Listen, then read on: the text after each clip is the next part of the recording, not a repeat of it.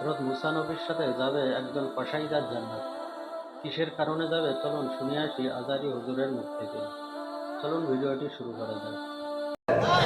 সাইয়েদনা মুসা আলাইহিস সালাম আল্লাহরে বললেন, আল্লাহ মাইয়াকুনু জালিসি ইয়াউমাল কিয়ামা, কিয়ামতের দিন আমার সাথী কে হবে?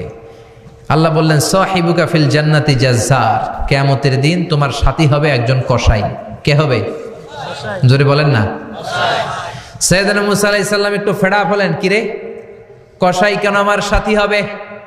আমি নবী মানুষ, নবী হবে আমার সাথী, আল্লাহর ওলিরা হবে আমার সাথী, কেন কসাই হবে আমার সাথী?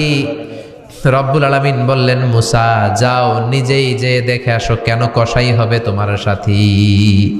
সাইয়েদনা মুসা আলাইহিস সালাম কসাইয়ের দোকানে গেলেন, যে দেখে না কসাইয়ের স্পেশাল কোনো আমল নাই, খালি গোশত কাটে। কি কাটে? সারাদিন গোশত কাটার পরে বিকেলবেলা বড় একটা গোশতের টুকরা নিয়ে প্যাকেট করে বাড়ির দিকে রওনা হয়। সাইয়েদনা মুসা আলাইহিস সালাম তিনিও কসাইয়ের পেছনে পেছনে ছদ্মবেশে রওনা হয়ে যায়। কসাই বাড়িতে ঢুকার পরে সাইয়েদনা মুসা আলাইহিস সালাম দরজায় নক করতে লাগলেন। কসাই দরজা খুলে দিতে লাগলো। সাইয়েদনা মুসা আলাইহিস সালাম পরিচয় গোপন করে বলে, আমি একজন মুসাফির, আজকে রাতে ও কসাই ভাই আপনার বাড়িতে থাকতে চাই। কসাই বলে, আহলান সাহলান, আসেন, এই ঘরের মধ্যে বসেন, পাশের ঘরে আমার একটু কাজ আছে। পাশের ঘরে যে কসাই মাচার উপর থেকে বৃদ্ধা একটা নারীকে নামিয়ে নিজ হাতে গোসল করে টাওয়াল দিয়ে গা মুছে গোশত রান্না করে রুটি বানিয়ে রুটি আর গোশত এই বৃদ্ধা মহিলার মুখের মধ্যে তুলে দেয়। মহিলাটা তৃপ্তি সহকারে খাওয়ার পরে হাত দুইটা উপরের দিকে তুলে আঁচলটা পেতে আল্লাহর ডেকে বলে, আল্লাহ আমার ছেলের উপর আমি সন্তুষ্ট, এই বলে বিড়বিড় করে কি যেন দোয়া করে দেয়। মহিলাটাকে খাওয়ানোর পরে কসাই প্লেটের মধ্যে গোশত আর রুটি এনে সাইয়েদনা মুসার কাছে এসে বলে, ও মুসাফির ভাই, এই নেন আপনার রাতের খাবার। রাতের খাবার খেয়ে আপনি ঘুমিয়ে যান, সকালে আপনি যাবেন আপনার পথে, আমি যাব আমার দোকানে। সাইয়েদনা মুসা বলে, ও কসাই, আগে বলো এই বৃদ্ধা মহিলাটাকে। কসাই বলে, বৃদ্ধা মহিলাটা ছাড়া দুনিয়ায় আমার কেউ নাই, আমি ছাড়াও এই বৃদ্ধা মহিলার কেউ নাই। এই মহিলাটা হলো আমার জনম দুঃখিনী মা, মা ছাড়া আমার কেউ নাই, আমি ছাড়াও মায়ের কেউ নাই। প্রতিদিন আমি আমার মারে গোসল করাই, নিজ হাতে রান্না করে খাওয়াই। সাইয়েদনা মুসা বলে, তোমার মা হাত তুলে কি দোয়া করলো এটা বলো। কসাই বলে, আমার মা প্রতিদিন রাতে খুশি হয়ে একটা পাগলা দোয়া করে, গত কয়েক বছর ধরে এই দোয়াটা করছে, অনেক বছরের দোয়া, আমি জানি কোনো দিন এই দোয়াটা কবুল হবে না। সাইয়েদনা মুসা বললেন, কি দোয়া? কসাই বলে, আমার মা খুশি হওয়ার পরে চোখের পানি ছেড়ে দিয়ে হাত তুলে বলে, আল্লাহ আমি আমার ছেলের উপর অনেক সন্তুষ্ট, শুনেছি এই জামানার বনি ইসরায়েলের সবচেয়ে বড় পয়গম্বর, তার নাম নাকি মুসা কালিমুল্লাহ। আমি তোমার কাছে দোয়া করে গেলাম, আমার ছেলেরে তুমি ওই মুসা নবীর সাথে জান্নাতে ঢুকাইয়া দিবা। মুসা আলাইহিস সালাম বলে, কানেকশন তো এই জায়গায়, আসল কানেকশন তো এখানে, এটা তো মায়ের দোয়ার বরকত। আল্লাহু আকবার। এজন্য মায়ের দোয়ার বরকতে কসাইকেও নবীর সাথী বানিয়ে দিয়েছে কে? বিশ্বনবী বাবা মার আদর পায় নাই, জন্মের আগে বিশ্বনবীর বাবা নাই, 6 বছর বয়সে মা নাই, দাদার কাছে মানুষ হয়েছেন, চাচার কাছে মানুষ হয়েছেন। বিশ্বনবী হুদাইবিয়ার উমরা যেদিন করতে যাবেন, 1400 সাহাবীকে নিয়ে বিশ্বনবী উমরা করার জন্য রওনা হলেন। পথিমধ্যে আবওয়া নামক জায়গার মধ্যে বিশ্বনবীর মায়ের কবর। বিশ্বনবীর মায়ের নাম কি? তোরা দেখে যা আমিনা মায়ের কোলে, মধু পূর্ণিমারি সেথা চাঁদ দোলে, তোরা দেখে যা আমিনা মায়ের কোলে। ঠিকিরা? মায়ের কবর বলল সামনে, জায়গার নাম আবওয়া, ছোট্ট একটা টিলা।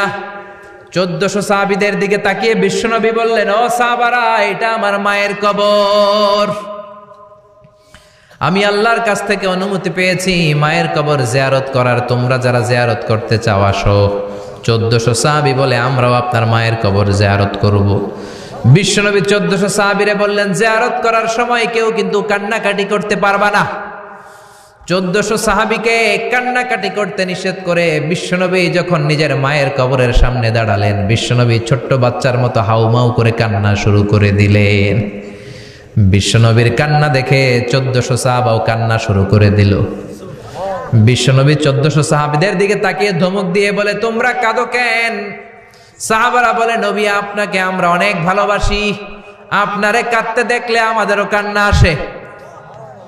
আপনার চোখ দিয়ে দার দার করে পানি নামতে দেখলে আমরা আমাদের দুটি চোখ আর শুকনা রাখতে পারি না। বিশ্বনবী বললেন, আদ্রাকাতনি রহমাতুহা ফাবাকাইতু, আমার ছোটবেলার স্মৃতি মনে পড়েছে। আমার মা যে আমারে আদর করেছে, ওই স্মৃতিগুলো আমার মনে পড়েছে। আমার মা আমেনা আমারে জাইতুনের তেল মালিশ করে দিত গায়ে। আমার মা আমেনা আমারে জামা পরিয়ে দিত, কোলে নিত, আদর করত, চুমু খেত। ওই স্মৃতিগুলো আমার মনে পড়েছে, তাই আমি কাঁদি, তোমরা কাঁদো কেন? বিশ্বনবী মায়ের আদর পায় নাই, কিন্তু মায়ের কবরের সামনে দাঁড়িয়ে ছোট্ট বাচ্চার মতো কেঁদেছে। এজন্য মায়ের দোয়ার দরকার আছে না নাই?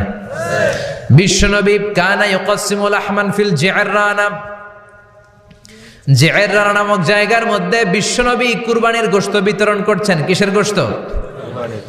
বাংলাদেশে কুরবানির গোশত বিতরণ হয় কি হয় না? জোরে বলেন। বিশাল লম্বা লাইন।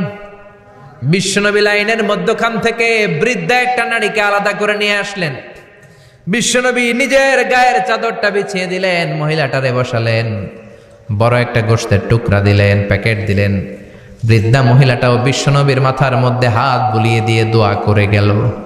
সাহাবীরা বললেন, ইয়া রাসূলুল্লাহ, ইয়া হাবিবাল্লাহ, হাজার হাজার মানুষ, কাউকে তো লাইন থেকে আলাদা করলেন না, কে এই বৃদ্ধা মহিলা?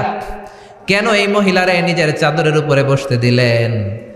বিশ্বনবী বললেন, জন্মের আগে আমি বাবা হারালাম, 6 বছর বয়সে মাকে হারিয়েছি, মায়ের বুকের দুধ আমি খেতে পারি নাই।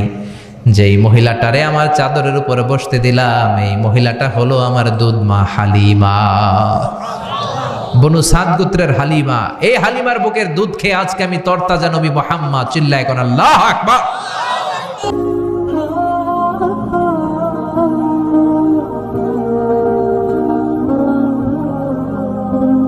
শোনো টিভি চ্যানেলটি সাবস্ক্রাইব করুন। ভিডিওটি ভালো লাগলে লাইক, কমেন্ট, শেয়ার করুন।